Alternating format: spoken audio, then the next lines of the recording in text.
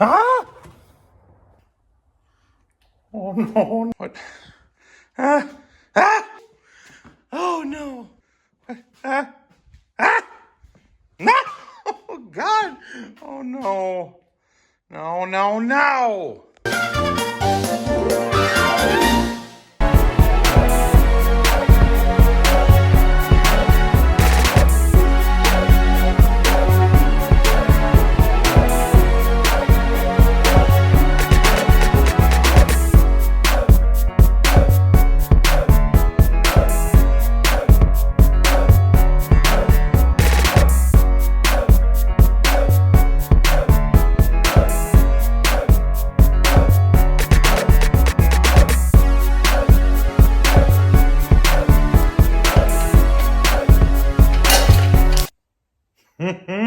Sometimes stuff happens and you just want to throw something.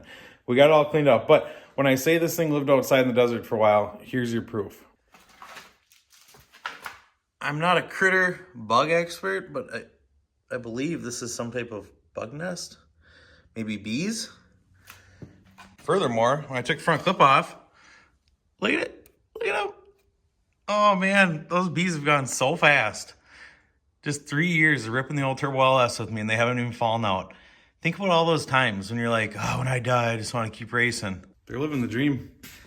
In their afterlife, they're still making passes. The 488 is really popular right now for good reason. It's a strong axle and there's a ton of aftermarket parts for it. But this is one of the things I like about the 9-inch. I've always had 9-inch. I grew up bracket racing, so I kind of do the old school stuff. But if I'm at the track or something happens, I can pop the axles out. Pretend this is in the car, the axles are out of it now. The only thing holding it in is these bolts, this third member. This whole third member is gonna fall out. And I can bring in the trailer and put it on the bench and put gears in it. It's just a lot easier to work on. An 8.8 you'd have to do in the car or have the whole axle and set up the gears.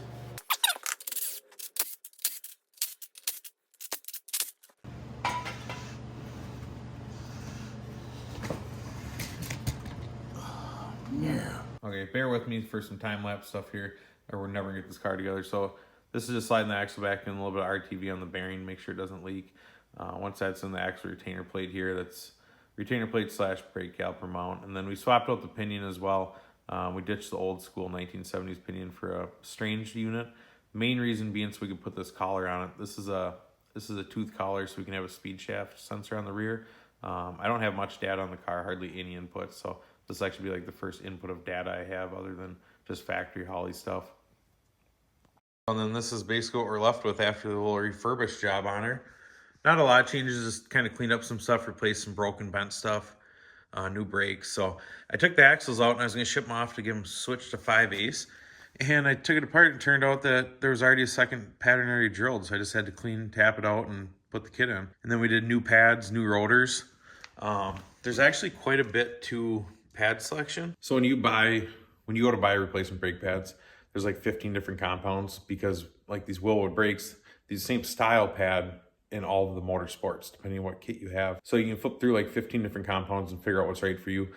I decided to go with the Polymatrix A. Could be right, could be wrong. We're not scientists here, but it basically it had the best hot to cold reaction and least amount of brake fade. So try it out. I'll let you know if it can't stop. We'll be the first to find out, but make sure you do your research on it. There's a ton of different options, so don't necessarily just buy the brake pad that's already in your car. So then I went ahead and replaced, these were all bent up from the anti-roll bars, so we threw some new links on, threw some new coilover brackets on. I did cheat them down one hole, just see if I can drop the car a little bit. Once it's in there, I might see if we can get the car dropped a little bit more yet. But other than that, I mean, nothing crazy back here. Like I said, just some new brackets, speed sensor, new brakes, resealed ends of the axles. They were leaking pretty good. And then it's pretty much ready to go back in the car. So that's what I was working on all day, was getting that axle back together. And then Brian came over and helped me solve a real big problem I had, which was I wanted to abandon the stock steering. And I talked about that a little bit before. I tried doing a bunch of research to figure out how to get a rack and pinion in a Camaro. There's a lot of rear steer kits. A rear steer kit would just basically mean that steers the rear of the spindle, not the front of the spindle. But I wanted it to be a front steer, and I had that Pinto rack that's meant to be a front steer kit. If you get them backwards, your wheels will go the wrong way.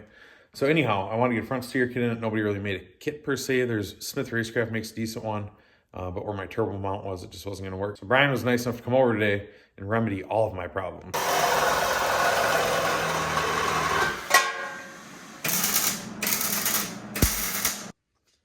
So this is what we ended up with. Brian went in and just kind of, just chopped everything out. Added some tubes, you know, and got her pretty well lined out. So this will be like mock-up stage right now. This is basically where it's gonna go, but there's one mount in the passenger mount, which is an adjustable mount. You can slide that left to right. The driver's side mount is a fixed mount, so once it's there, it's there. But we don't have the control arms back from powder coat yet. So I've got the old arms on here. I don't have any arms over there. And Brian just wanted to be damn sure before we cinch this thing down to have all the steering and all the suspension put together so we can make sure it's right. So like I was saying about the front steer versus rear steer, the factory stuff, the steer arm came off back here. So we had to switch it. So TRZ makes these steer arms. There's nice billet pieces. I don't know why they're blue-purple, if that's a thing now, but it kind of matches the car. So I'm okay with it. So they bolt right into the factory spots. It's 2 bolts here and there. And it switches you over to a front steer.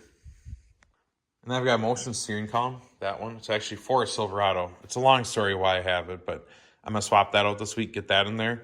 And then when Brian comes back next weekend, we can button up the rack and finish making the steering shaft. It's like our little hidden steering shaft. It's just kind of right through the frame.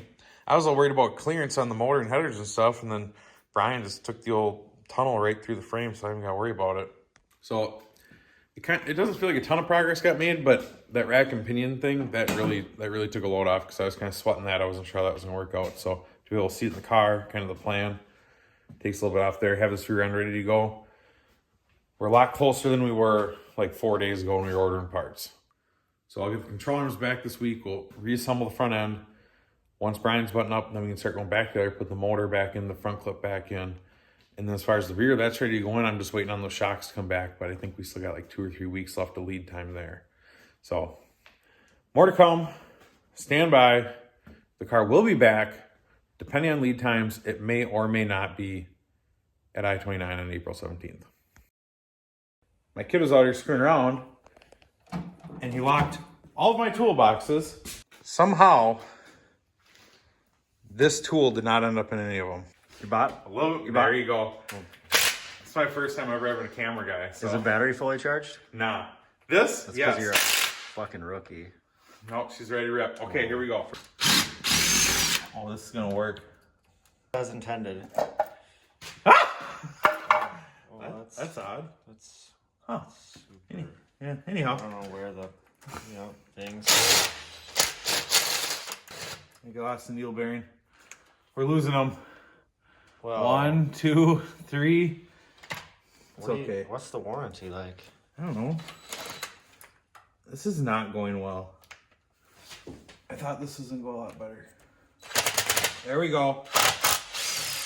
Oh. Okay, so there's a trick here to the gator grip. It sucks. No, it's great. You have to center the bolt. Oh yeah, now that we got the tricks. Only 50 more to go. You can put it on any angle. Any angle will do. Any bolt size according to the guy on the commercial. Metric. Look at that. Oh, Jesus. Taiwanese bolts. American Korean, bolts. Russian bolts. Chinese bolts. Doesn't matter. You got yourself a 47.5 millimeter bolt. What'd I miss? Oh, boy. Oh, there we go. Okay. Whew. Okay, all right. We just want to get the head off, right? That's the goal. Yeah. Yep. We can start with the big ones. Can you find the big ones? I can't. Wait. Yeah, we need to get in there. We need to take a minute to appreciate the sludge depth. This is.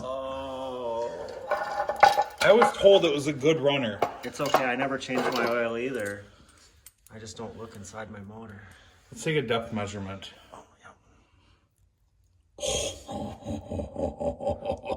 Oh, that's 1.25 inches. That's a good. Look at the hole. Oh. That's not a hole. That's a hole from the. Oh yeah. Oh my! Look at it. The question is, where are the head bolts? I don't know. Oh my God! Look at it. I don't know how to get the head bolts. I can see 1, 2. There should be one. Let me just. Let me just shovel it out quick. Okay, how about a review? Because I sense failure. Try to take out one head bolt that you can see. Okay. So I want to see this thing explode.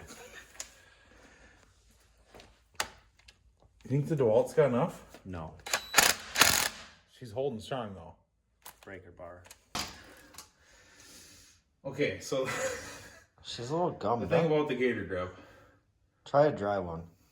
There's some down here. Oh, one of these? Yeah.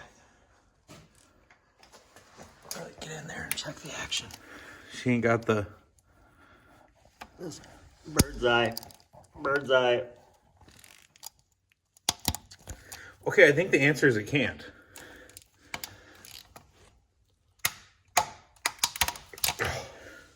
Well, I think the gator grip's a failure. Ooh, that was almost a good bite on it. I think what we're trying to say here is, if all you got's a gator grip, find a new hobby. Maybe like woodworking. Okay. And don't buy used motors. Even if somebody gives them to you, don't do it. I feel like we still need to take the head off. Don't do it.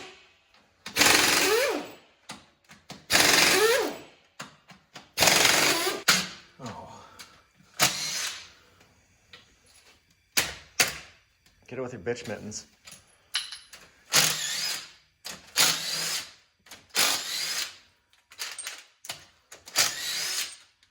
But the internet said, but splashdown. Oh my god. Low miles, gently used. Will this fit in your automobile Yeah. with this pan on it? With that. I mean, it'll be low. Well, now that we got that new cross member. I mean, it'll drag. No. But how long do you think it's going to last anyway?